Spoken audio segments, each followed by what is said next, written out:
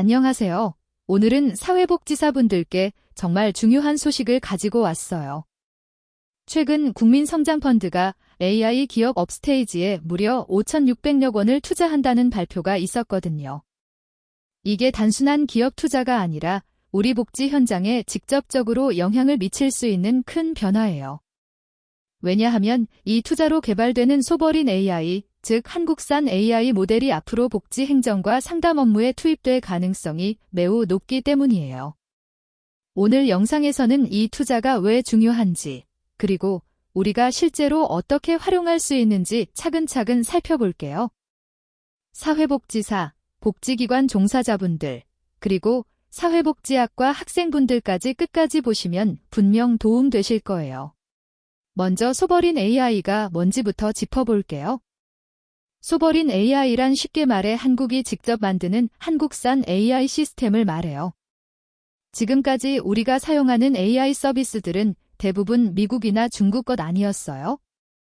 챗GPT는 미국, 클로드도 미국, 제미나이는 구글의 것들이었죠.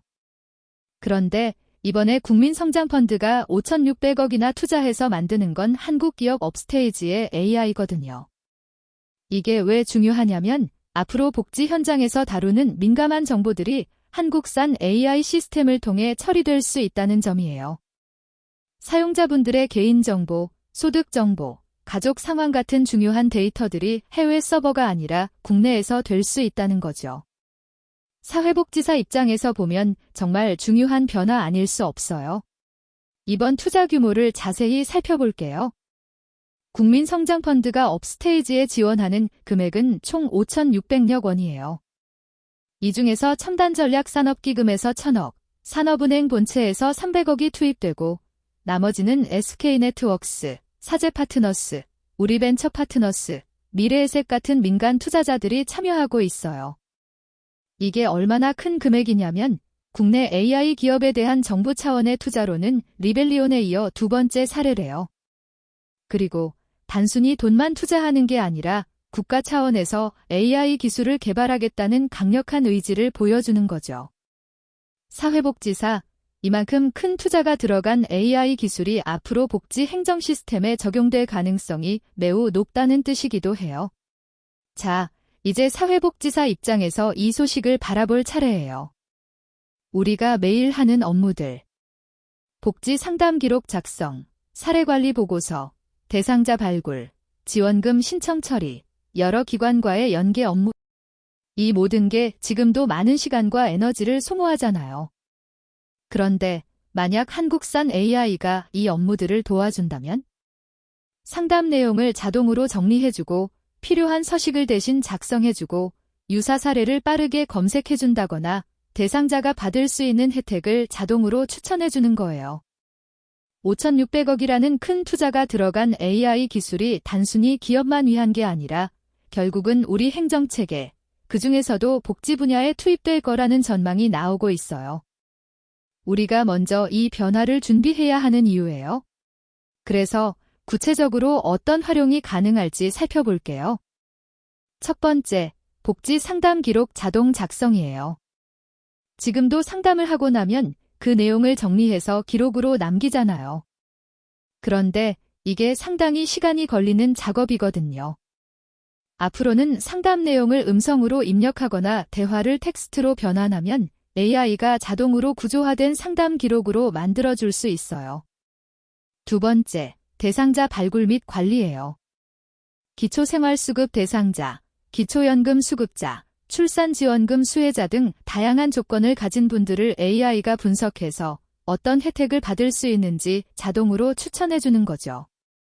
세 번째, 사례보고서 작성이에요. 지금까지 비슷한 사례들이 어떻게 처리되었는지 학습해서 새로운 사례의 초기 보고서 초안을 자동으로 만들어준다면 업무 효율이 얼마나 높아질까요? 바로 이런 변화가 우리 복지 현장을 기다리고 있는 거예요. 구체적으로 복지 상담 상황에서 AI가 어떻게 작동하는지 상상해 볼게요. 예를 들어 어떤 시민분이 경제적 어려움을 호소하며 복지관을 찾아왔다고 칩시다. 지금은 사회복지사분이 상담을 진행하면서 중요한 정보를 하고 상담의 그 내용을 정리해서 기록으로 남기잖아요. 그런데 AI가 함께 있다면 상담 내용을 실시간으로 분석해서 비부는 기초생활수급 대상이 될 것 같고 추가로 주거 지원도 가능할 것 같습니다. 같은 추천을 해줄 수 있어요. 그리고 상담에는 자동으로 정리된 기록을 만들어주는 거죠. 더 나아가 이분의 상황에 맞는 지원금, 예를 들어 청년지원금이나 출산지원금, 부모급여 같은 혜택이 있는지 자동으로 검색해서 알려준다면 상담 시간이 단축되고 놓치는 혜택도 없이 더 정확한 안내가 가능해지는 거예요.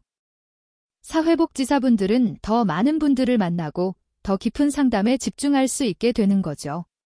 그럼 기존 방식과 AI를 활용하는 방식을 비교해 볼게요. 먼저 상담 기록 작성. 지금은 상담의 사회복지사분이 직접 기록을 정리하는데 보통 30분에서 1시간 정도 걸리잖아요. 그런데 AI가 상담 내용을 자동으로 구조화해주면 그저 검토하고 수정하는 정도로 5에서 10분만 걸리게 돼요. 대상자 발굴도 마찬가지예요. 지금은 담당자분이 수동으로 데이터를 검색해서 조건에 맞는 분들을 찾아야 하는데 이건 담당자마다 방법도 다르고 시간도 많이 걸리죠. AI는 조건을 설정하면 자동으로 분석해서 적합한 대상자를 추천해줍니다. 보고서 작성도 마찬가지예요.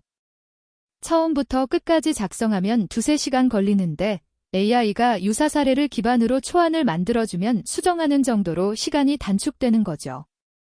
이게 바로 AI가 복지 현장에 가져올 수 있는 변화예요. 물론 좋은 면만 있는 건 아니에요. 장점 먼저 보면 업무 효율성이 크게 올라가고 더 많은 분들을 만날 수 있게 되고 기록의 일관성도 높아질 수 있어요. 특히 반복적인 작업에서 자유로워지면 정작 중요한 상담과 관계 형성에는 더 많은 시간을 쓸 수 있죠. 하지만 주의할 점도 있어요. 첫 번째, 개인정보 보호 문제예요. 복지 대상자들의 민감한 정보가 AI를 통해 처리되는데 이게 얼마나 안전하게 관리되는지 확인해야 해요. 두 번째, AI의 권고가 항상 정확한 건 아니라는 점이에요.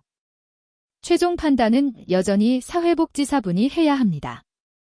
세 번째, 기술에 과도하게 의존하게 되면 인간적인 감수성을 잃을 수 있다는 우려도 있어요. AI는 도구일 뿐 진짜 상담과 관계는 사람이 하는 거라는 점을 잊으면 안 되겠죠. 관련 전문가들은 어떻게 전망하고 있을까요? 사회복지 분야 전문가들은 앞으로 AI가 사회복지사의 강력한 도구가 되어 더 많은 분들을 도울 수 있는 기회를 만들어줄 것으로 전망하고 있어요. 상담 기록 작성이나 행정 업무에서 자유로워지면 사회복지사분들은 정작 중요한 클라이언츠와의 관계 구축과 깊은 상담에 더 집중할 수 있겠죠. 다만 기술과 인간성의 균형을 맞추는 것이 핵심이 될 거라고 강조하고 있어요.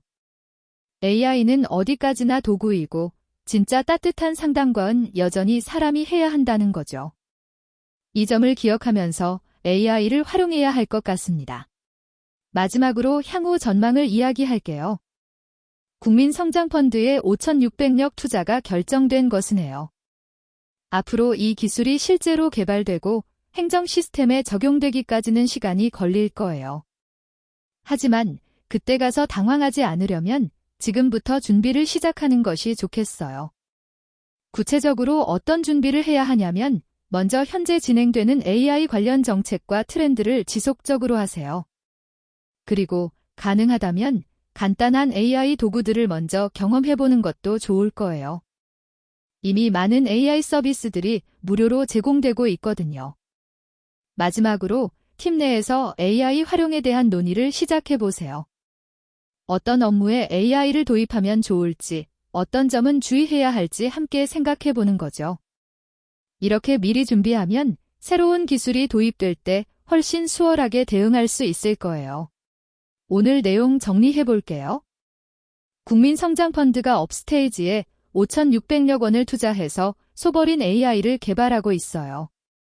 이 한국산 AI는 앞으로 복지 현장에서도 활용될 수 있는데 상담 기록 자동 작성, 대상자 발굴, 사례보고서 초안 생성 같은 업무에서 큰 도움이 될 전망이에요. 장점으로는 업무 효율성 향상과 더 많은 분들을 만날 수 있는 기회가 있지만 반면 개인정보 보호와 AI 의존도에 대한 주의도 필요해요.